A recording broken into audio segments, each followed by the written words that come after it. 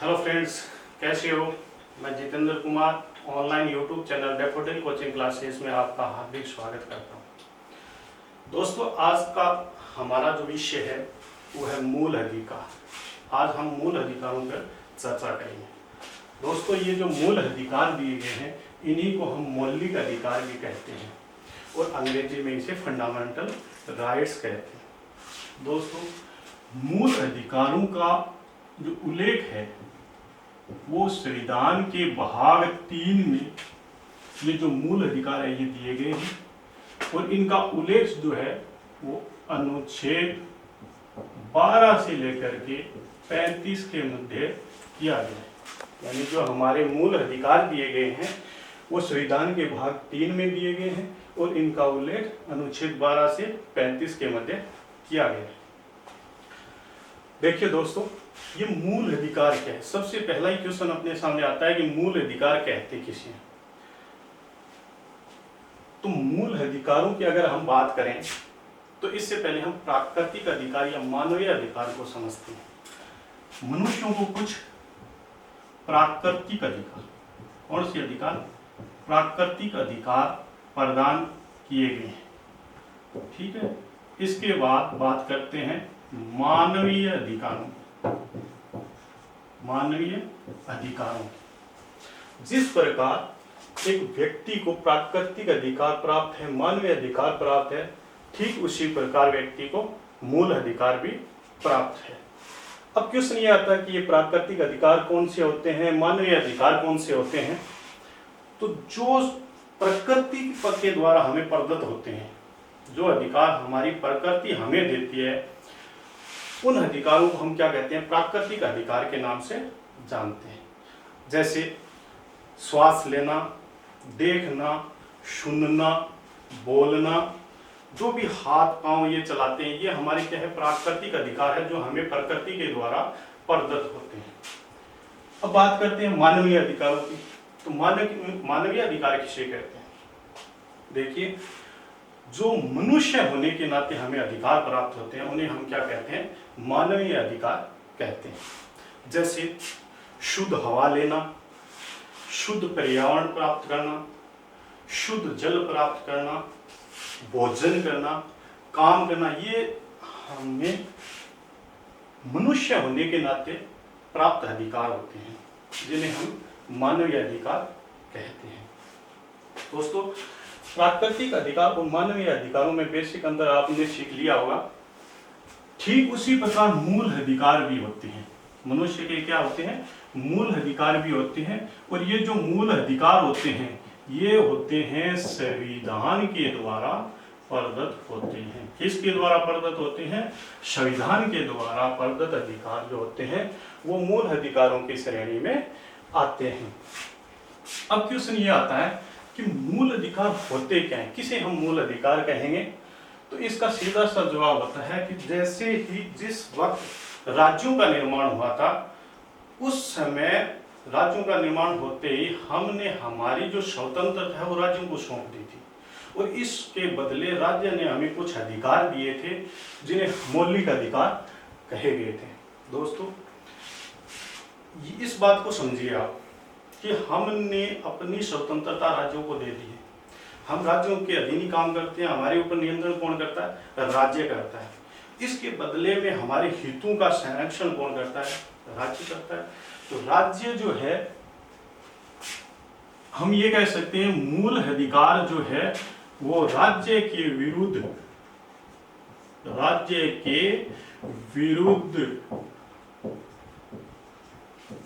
प्राप्त शक्तियां होती हैं।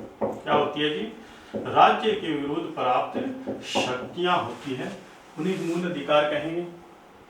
यानी इस बात को ऐसे भी कह सकते हैं कि मूल अधिकार राज्य के विरुद्ध व्यक्ति के दावे होते हैं। राज्य के विरुद्ध प्राप्त शक्तियों को हम क्या कहेंगे, मूल अधिकार कहते हैं।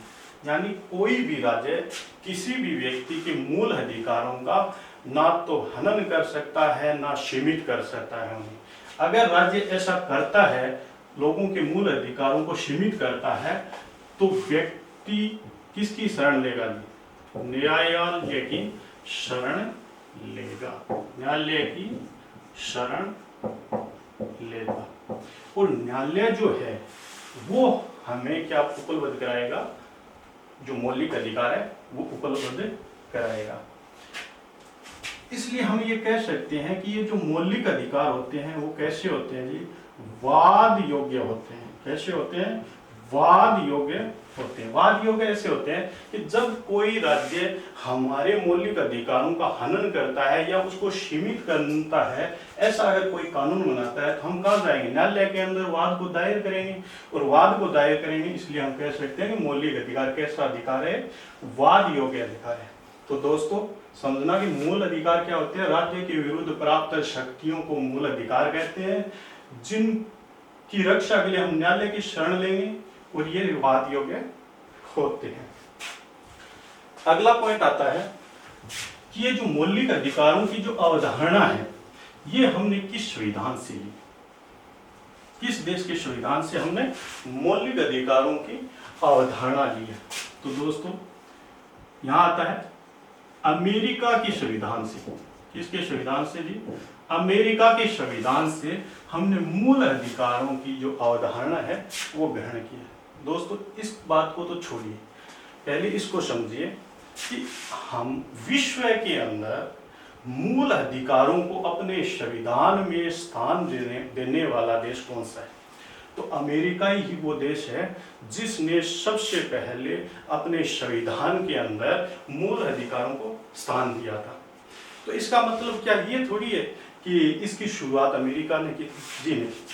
इन मूल अधिकारों का जो जनक है, जनक किसको माना गया है जी, 1215 ईस्वी का जो मैग्ना कार्टा जो है, मैग्ना कार्टा है, इससे क्या माना गया है जी, मूल अधिकारों का जनक माना जाता है।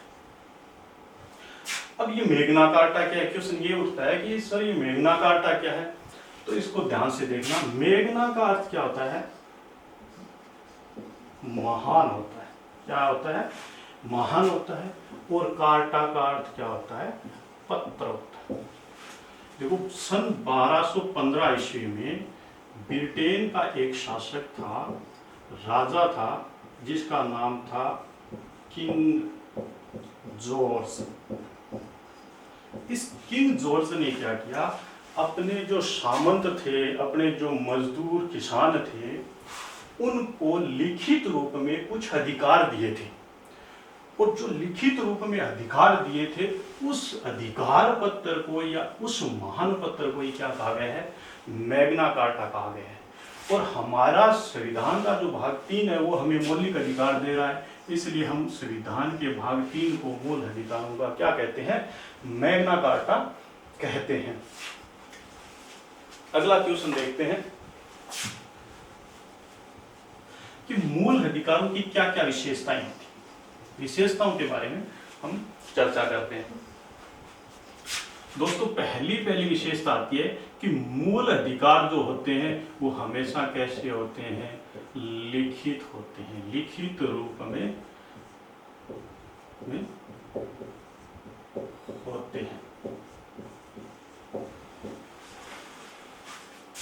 मूल अधिकारों का जो हमने कॉन्सेप्ट है वो तो हमने अमेरिका के संविधान से ले लिया, लेकिन मूल अधिकारों की कुछ विशेषताएं होती हैं। जैसे पहली विशेषता है कि मूल अधिकार जो होते हैं वो लिखित रूप में होते हैं।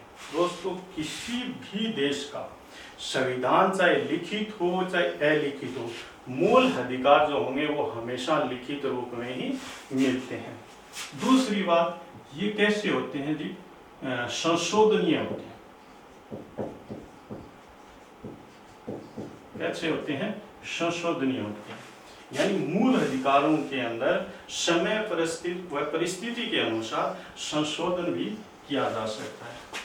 तीसरी इसकी विशेषता आती है कि ये कैसे होते हैं जी, निलंबनीय होते हैं। कैसे होते हैं, निलंबनीय होते हैं। अब ये क्वेश्चन उठता है कि ये निलंबनीय होते हैं, इनको निलंबित किया जा सकता है, लेकिन निलंबित करता कौन है। तो यहाँ पे नाम आएगा जी राष्ट्रपति का। राष्ट्रपति है वो राष्ट्रपति जो है वो हमारे मूल अधिकारों को सीमित या प्रतिबंधित कर सकता है, लेकिन राष्ट्रपति इनको सीमित केवल आपातकाल के दौरान ही करेगा। इसके अलावा राष्ट्रपति मूल अधिकारों को निलंबित नहीं किया जा सकता है। चौथी विशेषता ये होती है कि ये जो मूल अधिकार होते हैं वो कैसा न्याय स्थापित करता है, राजनीतिक न्याय की स्थापना करता है। राजनीतिक न्याय की स्थापना करता है, मतलब ये लोकतंत्र की स्थापना करता है। हम इसको कह सकते हैं कि जो मूल अधिकार है वो राजनीतिक न्याय अर्थात लोकतंत्र की स्थापना करता है। मूल अधिकार जो होते हैं वो हमेशा कैसे होते हैं, सीमित, या हम इसको कह सकते हैं प्रतिबंधित होते हैं। यानी संविधान के द्वारा कैसे होते हैं, सीमित या प्रतिबंधित होते हैं। इसके अलावा ये बात देखते हैं कि ये जो मूल अधिकार होता है वो किसी भी व्यक्ति के सर्वांगीण विकास के लिए अनिवार्य होते हैं। यानी किसी भी व्यक्ति के सर्वांगीण विकास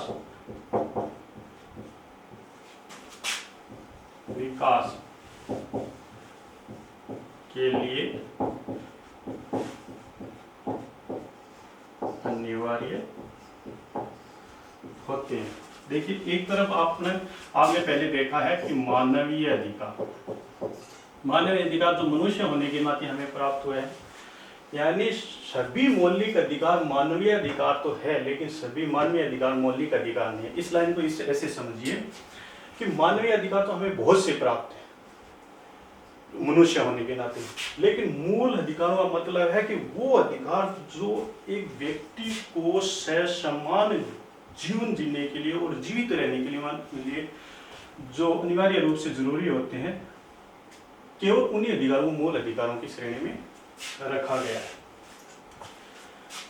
अगली बात करते हैं हम कि मूल अधिकार जो है इसका उल्लेख जो है वो संविधान के भाग 3 के अनुच्छेद 12 से 35 के मध्य किया गया है।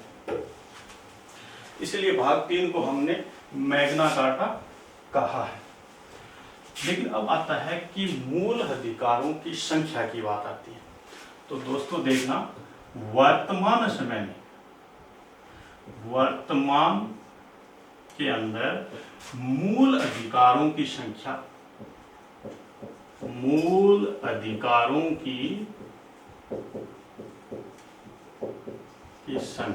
कितनी है जी? 6। यानी वर्तमान में मूल अधिकारों की संख्या कितनी है? 6। लेकिन हमारा जो मूल संविधान था, उस मूल संविधान में मौलिक अधिकारों की जो संख्या है वो कितनी थी? 7 थी। वर्तमान में मूल अधिकारों की संख्या कितनी है? 6 है, जबकि मूल संविधान में मूल अधिकारों की जो संख्या थी 7 थी। इसका मतलब ये हुआ कि एक जो अधिकार जो था, मूल अधिकार, वो समाप्त कर दिया गया। और वो कौन सा अधिकार था? अनुच्छेद 31 में के द्वारा हमें एक अधिकार प्राप्त था, संपत्ति का अधिकार। कौन सा अधिकार था?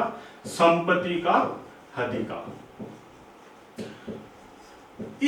ये जो संपत्ति का अधिकार था इसको हटा दिया गया है। इसलिए वर्तमान में मूल अधिकारों की संख्या कितनी बच गई? 6 बच गई। देखिए दोस्तों, 44वां जो संविधान संशोधन हुआ था सन 1978 के द्वारा, इस 44वें संविधान संशोधन 1978 के द्वारा जो अनुच्छेद 31 में संपत्ति नाम का जो मूल अधिकार प्राप्त था, इसको अनुच्छेद 31 से निकाल करके कहाँ रख दिया? अनुच्छेद 300A में रख दिया। और इसे यहाँ पर अनुच्छेद 31 में जब तक संपत्ति का अधिकार था तब ये मौलिक अधिकारों की श्रेणी में आता था, लेकिन अनुच्छेद 301 में रखते ही ये जो संपत्ति का अधिकार जो था ये कैसा अधिकार बन गया? कानूनी अधिकार बन गया। यानी सिंपल भाषा में हम ये कह सकते हैं कि संपत्ति का अधिकार जो पहले मूल अधिकारों की श्रेणी में आता था, उसे 44वें संविधान संशोधन के द्वारा अनुच्छेद 300A में रखकर कानूनी अधिकार बना दिया गया। दोस्तों, ये जो 44वां संविधान संशोधन है, एक आता है 42वां संविधान संशोधन जो 1976 में। ये दो संविधान संशोधन बहुत ही इंपॉर्टेंट संविधान संशोधन है। यानी इस 42वें संविधान संशोधन के द्वारा हमारे संविधान में बहुत सी चीजें जोड़ी गई, लेकिन 44वें संविधान संशोधन के द्वारा बहुत सी चीजें हैं वो हटा दी गई थी। इस 42वें संविधान संशोधन को क्या कहते हैं? मिनी संविधान कहा जाता है। मिनी संविधान कहा जाता है।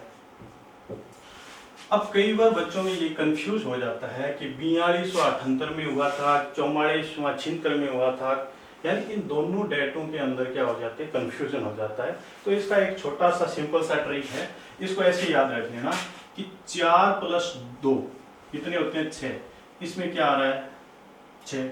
और यहाँ 4 + 4 कितने होते हैं? 8। इसमें कितना आ रहा है? 8। तो 44 को 4 को जोड़कर देख लेना कि जिसमें 8 आ रहा है वो कब हुआ था? 1978 में हुआ था, 44वां था। और जिसमें 4 + 2 6 आ रहा है वो कब हुआ था? 1976 में हुआ था, और वो 42वां संविधान संशोधन था। अब दोस्तों बात आती है कि ये जो 6 हमें जो मौलिक अधिकार प्राप्त हुए हैं, ये कौन कौन से हैं, किन अनुच्छेदों में इन्हें उल्लेखित किया गया है? तो इन 6 मूल अधिकारों के नाम और इनके अनुच्छेद याद रखना बहुत जरूरी है। पहला जो मूल अधिकार आता है वो आता है समता कह दो चाहे समानता कह दो, समता या समानता का अधिकार। समता या समानता का अधिकार। ये जो समता या समानता का जो अधिकार है, ये अनुच्छेद 14 से 18 के मध्य उल्लेखित है। यानी समता या समानता का जो अधिकार है, इसका उल्लेख कहाँ किया गया है? अनुच्छेद 14 से लेकर के अनुच्छेद 18 के मध्य किया गया है। दूसरा जो मूल अधिकार है वो है स्वतंत्रता का अधिकार। स्वतंत्रता का अधिकार। दोस्तों, ये जो स्वतंत्रता का जो मूल अधिकार है, ये किन अनुच्छेदों में है? अनुच्छेद 19 से 22 के मध्य इनका वर्णन किया गया है। ये अनुच्छेद 19 से 22 के मध्य स्वतंत्रता के अधिकार का उल्लेख किया गया है। दोस्तों, तीसरा जो हमारा आता है मूल अधिकार, उसका नाम है शोषण के विरुद्ध अधिकार। शोषण के विरुद्ध अधिकार। ये जो शोषण के विरुद्ध अधिकार दिया गया है, ये अनुच्छेद संख्या 24 में उल्लेखित है। यानी शोषण के विरुद्ध अधिकार का उल्लेख कहाँ किया गया है? अनुच्छेद 23 और 24 में किया गया। चौथा जो आता है वो आता है धार्मिक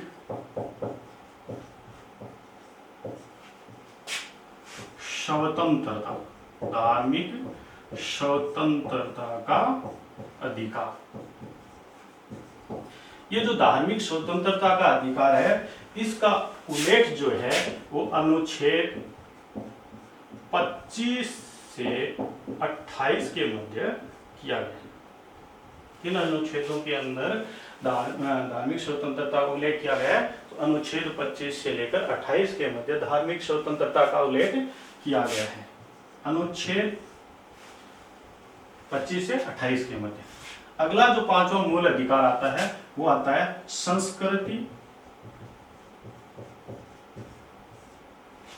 व शिक्षा का अधिकार, संस्कृति व शिक्षा का अधिकार।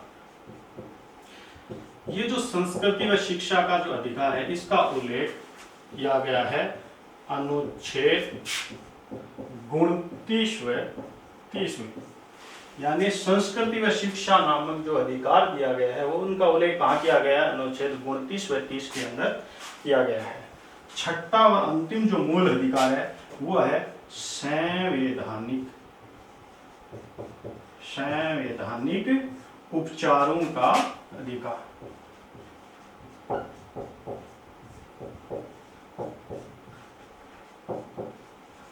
संवैधानिक उपचारों का अधिकार। दोस्तों, इसका उल्लेख जो किया गया है वो अनुच्छेद संख्या 32 में किया गया। ये हमारे क्या थे? 6 मौलिक अधिकार दिए गए थे। पहला है समता या समानता का अधिकार, जिसका उल्लेख अनुच्छेद 14 से 18 के मध्य किया गया है। दूसरा आता है स्वतंत्रता का अधिकार, जिसका जो उल्लेख है वो अनुच्छेद 19 से 22 के मध्य किया गया है। तीसरा आता है शोषण के विरुद्ध अधिकार, जिसका उल्लेख जो है वो अनुच्छेद 23 से 24 के मध्य किया गया। चौथा जो मूल अधिकार है वो है धार्मिक स्वतंत्रता का अधिकार, जिसका उल्लेख अनुच्छेद 25 से 28 के मध्य किया गया है। पांचवा है संस्कृति व शिक्षा का अधिकार, जिसका उल्लेख अनुच्छेद 29 व 30 में किया गया है। और छठा व अंतिम है संवैधानिक उपचारों का अधिकार, जिसका उल्लेख अनुच्छेद 32 में किया गया है। यहाँ 14 से लेकर के 32 तक क्रम रहता है, लेकिन बीच में अनुच्छेद 31 गायब है। ये अनुच्छेद 31 गायब क्यों है? इसका पहले ही मैंने बता दिया कि अनुच्छेद 31 में जो था वो संपत्ति का अधिकार था, जिससे 44वें संविधान संशोधन के द्वारा मूल अधिकारों की श्रेणी से निकाल कर क्या बना दिया गया? कानूनी अधिकार बना दिया गया और इसे अनुच्छेद 300A में रख दिया गया। ये थे हमारे 6 मौलिक अधिकार। अब सबसे पहले हमने क्या पढ़ा था कि मूल अधिकार कहाँ दिए गए हैं? इससे पहले ये देखते हैं कि कई बार क्या होता है, इनका क्रम याद नहीं रहता है। पहले समानता का है, पहले स्वतंत्रता का है, या पहले शोषण के विरुद्ध है, या पहले धार्मिक स्वतंत्रता का अधिकार है। इनका क्रम उल्ट पुल्ट हो जाता है, या हम अनुच्छेद भूल जाते हैं। तो इसके लिए एक सिंपल सा ट्रिक है, उसे याद रखना।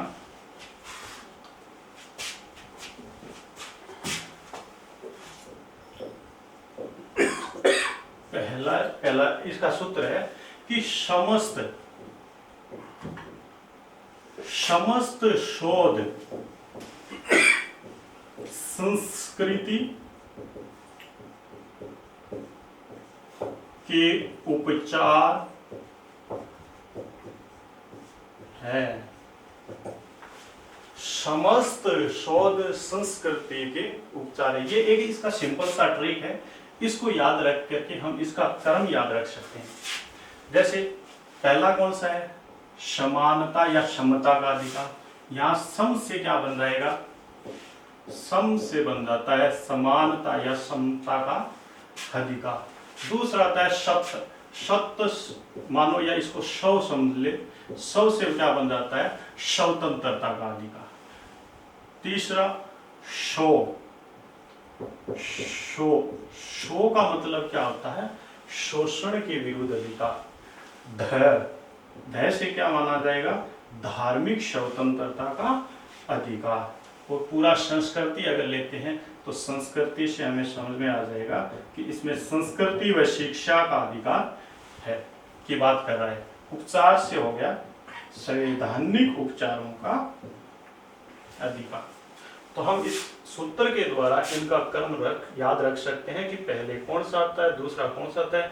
अगर इनका क्रम सही तरीके से याद होगा तो इन अनुच्छेदों में कोई भी कंफ्यूजन नहीं होगा। अब आगे बात करते हैं कि हम शुरू में ये चर्चा की थी कि ये जो मूल अधिकार है ये संविधान के भाग 3 में दिए गए और अनुच्छेद 12 से 35 में इसका उल्लेख किया गया है। और हम यहाँ पढ़ रहे हैं कि समता या समानता का अधिकार तो अनुच्छेद 14 से शुरू हो रहे हैं। तो अनुच्छेद 12 और अनुच्छेद 13 में क्या है उसको देखेंगे कि अनुच्छेद 12 और अनुच्छेद 13 में क्या है। अनुच्छेद संख्या 12। ये जो अनुच्छेद 12 है इसमें राज्य की परिभाषा दी गई। किसकी परिभाषा दी गई है? राज्य शब्द की परिभाषा दी गई।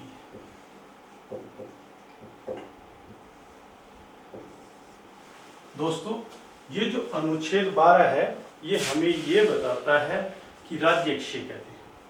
यानी इसमें अनुच्छेद 12 ये बताता है कि राज्य हम किसको माने। तो दोस्तों राज्य में हम उन सभी को शामिल करते हैं। जैसे इसको आप 3 तरीके से समझ सकते हैं। नंबर 1, संघ सरकार। संघ सरकार, संघ सरकार का मतलब संसद, ये भी राज्य के अधीन है। दूसरा अगर बात करें तो वो आता है राज्य सरकार। राज्य सरकार यानी राज्य का विधानमंडल। कौन सा? राज्य का विधान मंडल, राज्य विधानमंडल। इसके अलावा तीसरी अगर बात करें तो वो आता है स्थानीय स्वशासन। स्थानीय शासन। और स्थानीय स्वशासन में आती है पंचायत, और पंचायत आती है और नगर पालिका, नगर पालिका भी आती है। क्वेश्चन हमारे सामने आता है कि साहब राज्य किसको माना जाए? तो राज्य इन तीनों को ही माना जाएगा। राज्य के तहत ये तीनों ही आती है। संघ सरकार भी आती है, राज्य सरकार को भी राज्य कहते हैं, स्थानीय शासन को भी हम राज्य कहते हैं। इसके अलावा अगर बात करते हैं चौथी, तो राज्य के अंदर क्या आता है कि वो व्यक्ति या संस्था भी इस राज्य के अंदर ही आएगी जो सरकार से, सरकार की शक्तियों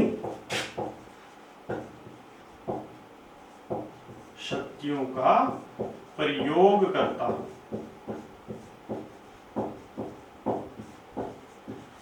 यानी चौथी बात यह आएगी कि सरकार की शक्तियों का प्रयोग जो करता है, चाहे वो मनुष्य हो चाहे वो संस्था हो, वो भी किस में आएगी? राज्य के अंदर आएगी। अभी फिलहाल हम ये देखेंगे कि राज्य किसे कहते हैं। संघ सरकार, राज्य सरकार, स्थानीय शासन, सरकार की शक्तियों का प्रयोग करने वाला मनुष्य या संस्था, इन सभी को क्या कहेंगे?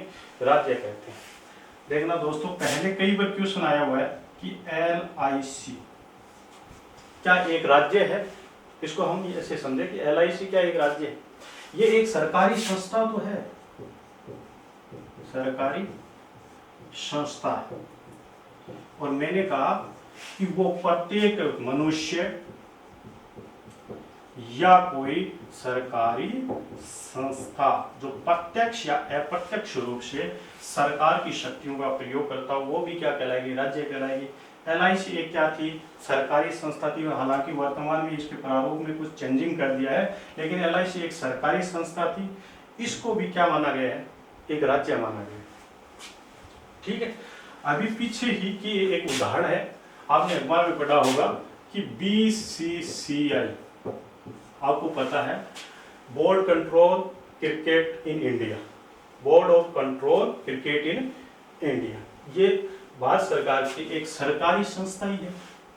तो भारत सरकार का जो विधि आयोग है, इस विधि आयोग ने, ये जो विधि आयोग है, इसने इसको कहा था कि आप right of information, right to information act के तहत क्या दे? सरकार को सूचना दे। भारत का विधि आयोग जो है वो BCCI को क्या कहा था कि आप राइट टू इंफॉर्मेशन एक्ट के तहत सरकार को सूचना दे। तो इसने कहा क्यों दे? तो इस सरकार ने कहा कि आप एक राज्य हैं, आप एक सरकारी संस्था है और आप प्रत्यक्ष या अप्रत्यक्ष रूप से सरकार की शक्तियों का प्रयोग कर रहे हैं, इसलिए आप क्या है? राज्य। तो वो सारी सरकारी संस्थाएं या मनुष्य जो सरकार की शक्तियों का प्रयोग करता है वो भी राज्य के अंदर आएंगे। इसके अलावा संघ सरकार, राज्य सरकार और स्थानीय शासन भी राज्य के तहत आएंगे। कहने का मतलब अनुच्छेद 12 जो है वो राज्य को परिभाषित करता है। अगला जो अनुच्छेद आता है वो आता है अनुच्छेद 13। अनुच्छेद 13 क्या कहता है इसको देखते हैं अभी।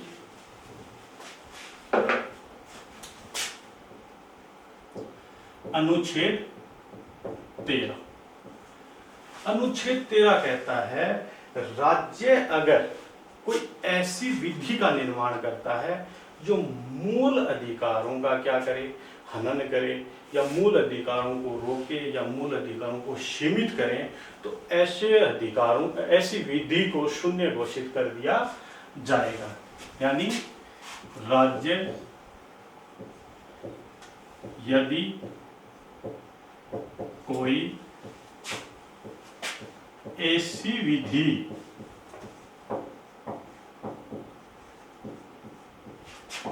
का प्रयोग, ऐसी विधि का निर्माण करता है जो हमारे मूल अधिकारों को सीमित करे। यानी राज्य यदि कोई ऐसी विधि का निर्माण करता है जो हमारे मूल अधिकारों को क्या करें, सीमित करें, तो ऐसे विधि को क्या मान लिया जाएगा, शून्य मान लिया जाएगा। अब क्वेश्चन ये आता है कि राज्य ने कोई ऐसी विधि का निर्माण कर दिया जो मौलिक अधिकारों का क्या कर रही है, हनन कर रही है, सीमित कर रही है, तो उसको शून्य घोषित कर दिया जाए। लेकिन ये शून्य घोषित करेगा कौन? अब क्वेश्चन हमारे सामने ये आता है कि ये शून्य घोषित करेगा कौन? तो इसमें अनुच्छेद 13 में एक तो ये बात कह दी, दूसरी बात इसमें कही गई है न्यायिक पुनरावलोकन। किसकी बात कही गई है? न्यायिक पुनरावलोकन की बात कही। यानी इसमें यह कहा गया है कि अगर कोई राज्य ऐसी विधि का निर्माण करता है जो मूल अधिकारों को क्या करता है, सीमित करते हैं, तो उन्हें शून्य घोषित करेगा कौन? न्यायपालिका करेगा।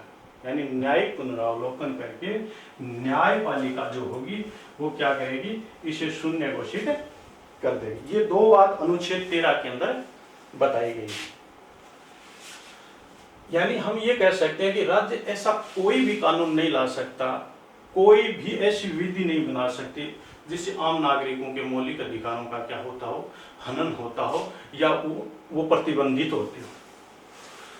अनुच्छेद 13 का ही एक खंड है, अनुच्छेद 13 का ही एक खंड है 13(3). कौन सा है?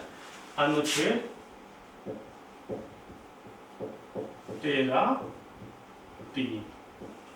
ये जो अनुच्छेद 13(3) है, इसमें विधि शब्द को परिभाषित किया गया। किसको परिभाषित किया गया है? विधि शब्द को परिभाषित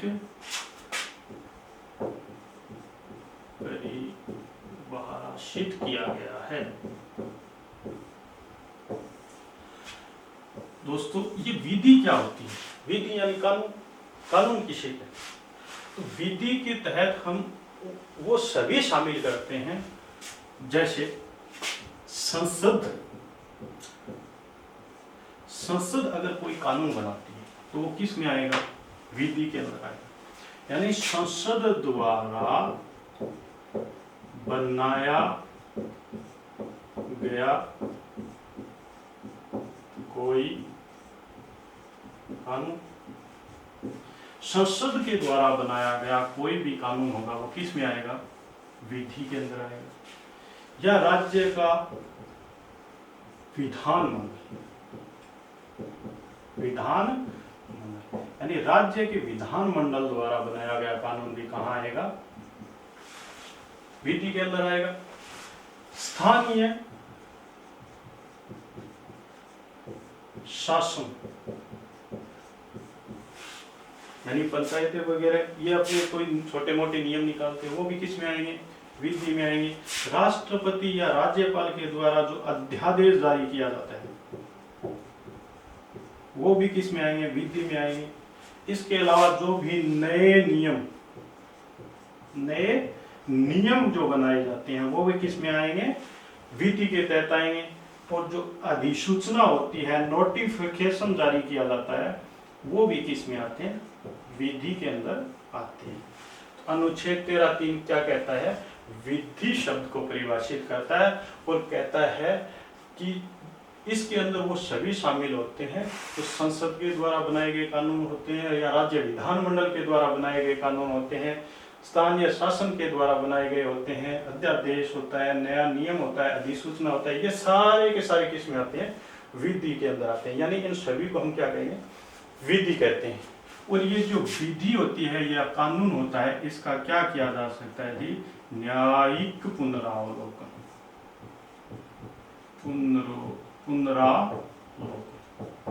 इसका क्या किया जा सकता है, न्यायिक पुनरावलोकन किया जा सकता है। अब ये बात तो कह दी, अनुच्छेद 13(3) में विधि शब्द को परिभाषित कर दिया और न्यायिक पुनरावलोकन इनका किया जा सकता है, ये भी बात कह दी। लेकिन अनुच्छेद 13(4) जो है वो कहता है कि हमारा जो संविधान संशोधन है, क्या इसका न्यायिक पुनरावलोकन किया जा सकता है क्या कहता है, अनुच्छेद 13(4) कहता है कि हमारा जो संविधान संशोधन है, संविधान संशोधन, दोस्तों ये जो संविधान संशोधन है ये अनुच्छेद 368 के तहत होते हैं। किसके तहत किए जाते हैं संविधान संशोधन, 368 के तहत किया जाता है। अनुच्छेद 13(4) कहता है कि ये जो संविधान संशोधन है इसको भी विधि में शामिल किया गया है क्या इनका न्यायिक पुनरावलोकन हो सकता है क्या। तो इसको लेकर के काफी विवाद आए थे। आपको ये विवाद जो चर्चा में रहे थे वो बताता हूँ, वो याद रखना, वहीं से क्वेश्चन पुटअप होता है। इस संविधान संशोधन को लेकर के पहला विवाद आया था सन 1951 के अंदर। कौन सा था, शंकरी प्रसाद बनाम भारत संघ। दोस्तों अनुच्छेद 13(4) में जो बात कही गई है कि संविधान संशोधन का न्यायिक पुनरावलोकन हो सकता है क्या, इसको लेकर के काफी ये चर्चा में रहा था और काफी विवाद सामने आए थे। सबसे पहला जो विवाद आया था वो सन 1951 में आया था और उसका नाम था शंकरी प्रसाद बनाम भारत संघ। इस वाद की सुनवाई करते हुए सुप्रीम कोर्ट ने कहा था कि ये जो संविधान संशोधन है ये विधि की परिभाषा में शामिल नहीं किया गया है, इसलिए इसका न्यायिक पुनरावलोकन भी नहीं किया जा सकता। यानी इसने संविधान संशोधन के न्यायिक पुनरावलोकन की बात को कोर्ट ने मना कर दिया। इसके बाद विवाद आता है सन 1965 में। यह अपने राजस्थान से संबंधित है। सज्जन कुमार बनाम राजस्थान सरकार,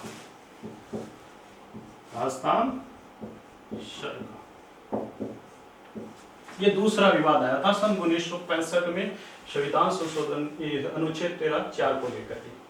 इसमें भी कोर्ट ने ये कहा था कि ये जो संविधान संशोधन है ये हमारे विधि की परिभाषा में शामिल नहीं है, इसलिए इनका न्यायिक पुनरावलोकन नहीं किया जा सकता। यानी इसने भी क्या कर दिया, मना कर दिया। अगला जो विवाद आता है सन 1967 में, क्या था, गोकुलनाथ बनाम भारत संघ। दोस्तों ये जो वाद है ये बीबीआई है। क्या है, बीबीआई, यानी बड़ा भयंकर इंपॉर्टेंट है। 1967 का जो गोकुलनाथ बनाम भारत संघ विवाद है वो कैसा है, बड़ा भयंकर इंपॉर्टेंट वाद है। और इस वाद की सुनवाई करते हुए कोर्ट ने ये कहा था कि ये जो संविधान संशोधन है या अनुच्छेद 368 जो है, यह हमारे विधि की परिभाषा में शामिल किया गया है और इसका न्यायिक पुनरावलोकन किया जा सकता है। यानी इसने न्यायिक पुनरावलोकन की बात पहली बार की थी सन 1967 में। संविधान संशोधन का न्यायिक पुनरावलोकन किया जा सकता है। अब इसने अनुमति दे दी संविधान संशोधन की न्यायिक पुनरावलोकन करने की, तो सरकार जो है उसमें खड़बड़ी मच गई। क्या मच गई? खड़बड़ी मच गई कि हमारे द्वारा जो संविधान संशोधन किए जा रहे हैं, इतनी मुश्किल से किए जा रहे हैं, वो न्यायपालिका पहुंचे उसका न्यायिक पुनरावलोकन करके उसको रद्द कर दे। ऐसा नहीं होगा। तो सरकार ने क्या किया, ये बात उसके पची नहीं और उन्होंने संविधान में 24वां संविधान संशोधन कर दिया सन 1971 में। और इस 24वें संविधान संशोधन 1971 के द्वारा क्या कर दिया, संविधान में वापिस ये प्रावधान कर दिया कि संविधान संशोधन विधि की परिभाषा में शामिल नहीं है, इसलिए इसका न्यायिक पुनरावलोकन नहीं किया जा सकता। इसके बाद दोबारा विवाद उठा 1980 के अंदर, जिसे हम मिनर्वा मिल्स के नाम से जानते हैं। किस नाम से जानते हैं जी? मिनर्वा मिल्स के नाम से जानते हैं। इस विवाद में सुप्रीम कोर्ट ने वापिस कह दिया कि ये जो संविधान संशोधन है यह हमारे विधि की परिभाषा में शामिल है, इसका न्यायिक पुनरावलोकन होगा और यही निर्णय वर्तमान में लागू है। वर्तमान में संविधान संशोधन जो है इनका न्यायिक पुनरावलोकन होता है और इसको विधि की परिभाषा में शामिल किया गया है। तो ये अनुच्छेद 13(4) कहता है संविधान संशोधन अनुच्छेद 338 का न्यायिक पुनरावलोकन होता है या नहीं होता है, ये इसका सवाल था और ये इसका जवाब हो गया। दोस्तों, आशा करता हूँ कि आपको अच्छा लगा होगा, आपको अच्छी तरह समझ में आया होगा और इसी प्रकार अच्छी तरह से देखने के लिए धन्यवाद। इसी प्रकार से हम बनाए रखें। धन्यवाद।